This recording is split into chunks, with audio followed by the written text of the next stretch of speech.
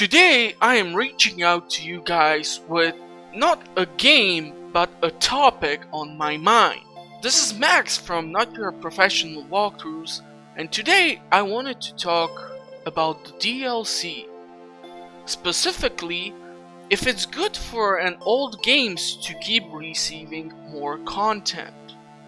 The reason why I have mixed feelings about this topic and why I'm doing this video is to discuss the effects of what it can do for a game specifically. Compared to music, games are not measured by how many people play or stream them, unless they are like a live service based game such as World of Warcraft or many of the internet browser based games. Instead, games are measured more by the number of purchased copies. Now, in today's market, where you have physical copies which are in declining fashion, losing its popularity compared to people preferring to get the game in a more convenient electronic version, which is of course more costly because you are paying for the convenience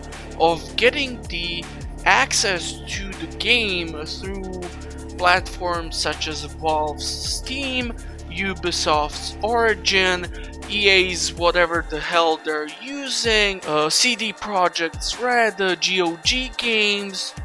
The data can be collected much easier than when you create 10,000 copies of a disc and this is redistributed all to third-party sellers. Sure, there are some inventory listings, however, as even these are third-party companies, most of them will not want to release their overall sales report. So getting the full idea of how many copies have been redistributed and how successful is the title can be usually only discovered by the developer studio releasing some sales reports.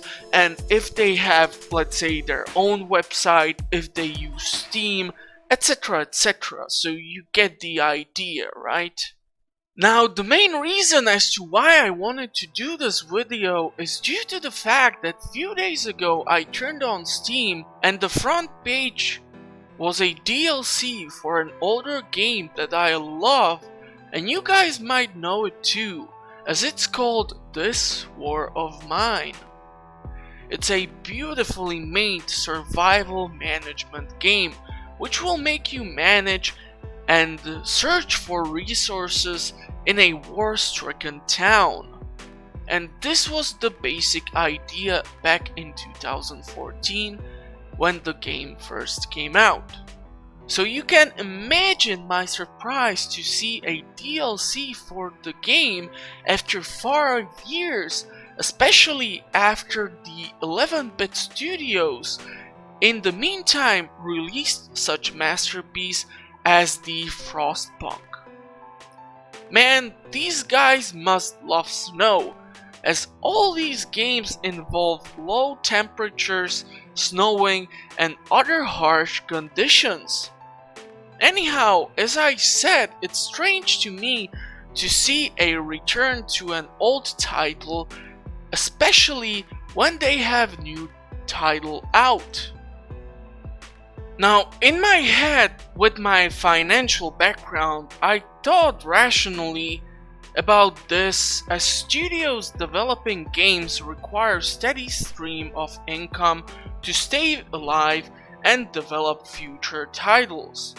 So what is that a DLC such as Fading Embers can do for the 11-bit studios? A, it can introduce new players to the title. As think about kids growing up who did not have their own credit or debit card back in 2014, and they look over YouTube, see all sorts of gameplay footage, are impressed, and during, let's say, the upcoming Steam sales, they buy the whole game with all the DLCs. Or the option B is to get the older players to come back to the great title. However, there are more options, and the reason why I guess I would like to discuss the topic is that despite a thin white line which serves as additional content for games which consumers such as you and I love. Until today, I guess one of the best examples is the Blood and Wine expansion for Witcher 3, which gave us players so much in the Witcher game to experience, gather, see. The world of Blood and Wine was just so much more colorful, while the original game had beautiful locations, but the colorful fields in the DLC were nothing to compare of, let's say, the Skellige Islands, which was already a massive expansion of the original world itself. And this is why I'm also looking towards the new Cyberpunk from CD Projekt Red.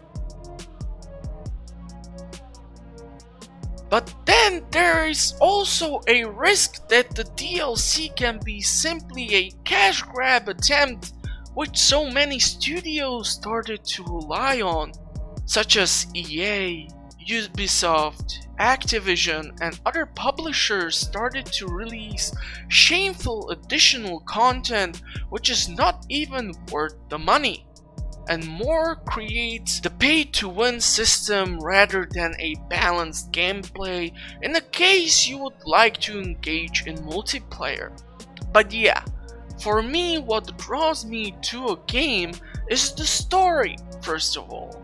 The possible potential of what you can achieve within the limitations of the world of the game. Stardew Valley, for example, you can become a millionaire and turn a small area into the most profitable lands ever.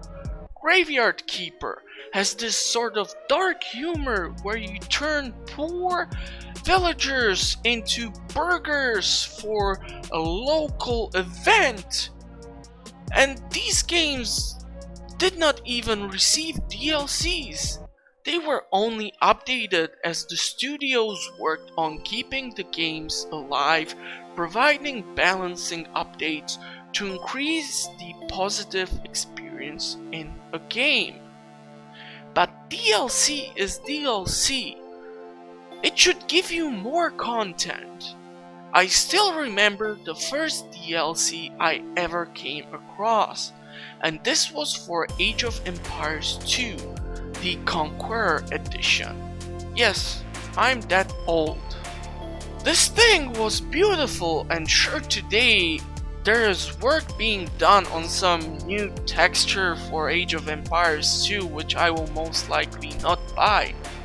But this creates a good topic for discussion, as I personally think maybe some games after certain times should be left to age and bring to players those warm memories of games they played. Like when you play Witcher 3, most people can tell you about side quests, right? Who remembers the one about the missing frying pan, which you had to find in some old lady's shed using your Witcher senses? Sure, this is part of the base game, but this is what I'm talking about. The writing is made so well you will remember it. Or if it's something idiotic such as quotes from Duke Nukem. But yeah, I wanted to therefore open up the possible discussion as to what would qualify a reason to make a DLC for a game.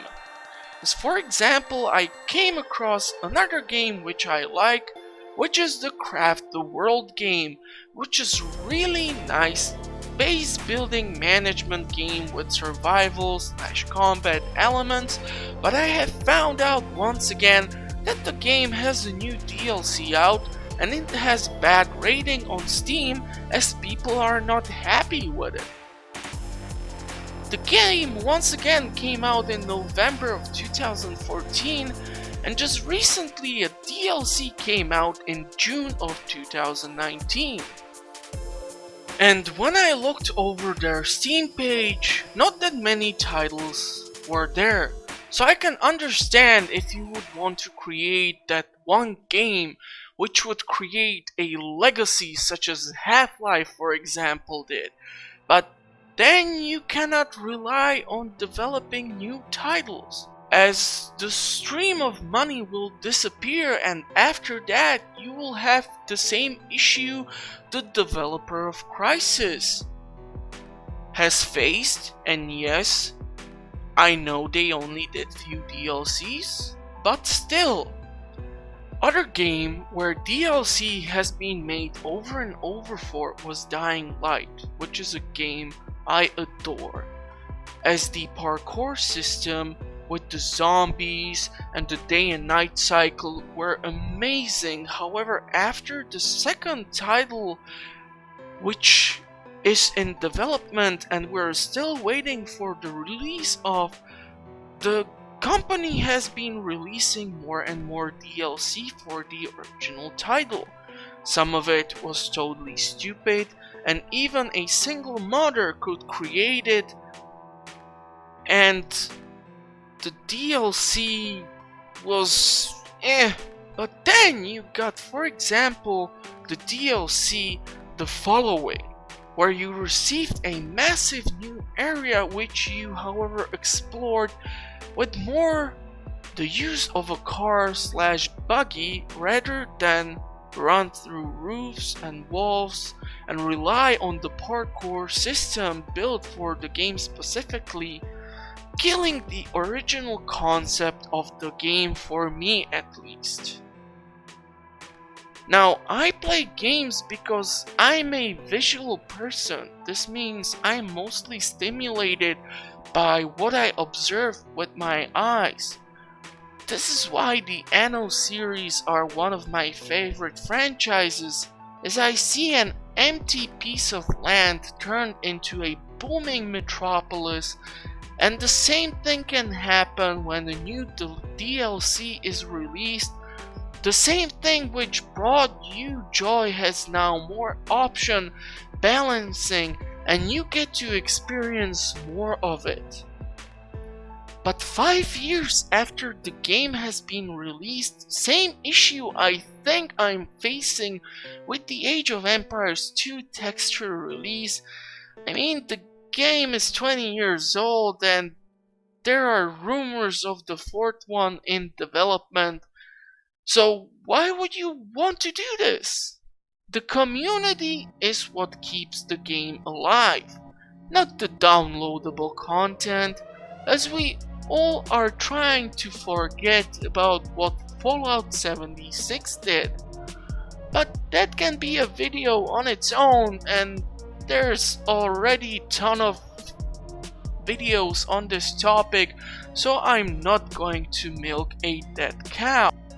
But yeah, what do you guys think? Old games coming back with more content, me possibly spoiling what games I might feature on the channel. Who knows, I might do more of these episodes, as games are beautiful media.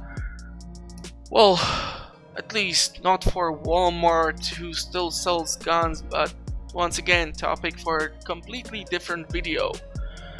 So do let me know in the comments as to what do you guys think, as what is a sufficient reason to create a DLC for an older game. Tell me what is the worst DLC you have ever came across, even in a good game, and leave it in the comment section. I definitely will like to read them and discuss this topic, as it affects many of us in both positive and negative way. I apologize for the lack of in-game footage for the video, but I don't own 90% of the above mentioned DLCs. But yeah, I want you guys to subscribe, leave a comment, click dislike, I also want to apologize for all the heavy breathing in the video. I'm currently trying to save up for a decent enough microphone setup, so I will not have to edit out all the which I have to do while I'm trying to inhale air, as I have to talk more here on my YouTube channel than I realistically do throughout the whole freaking week at work. So yeah, hopefully soon bigger improvement in the audio quality. But all that next time. Bye bye.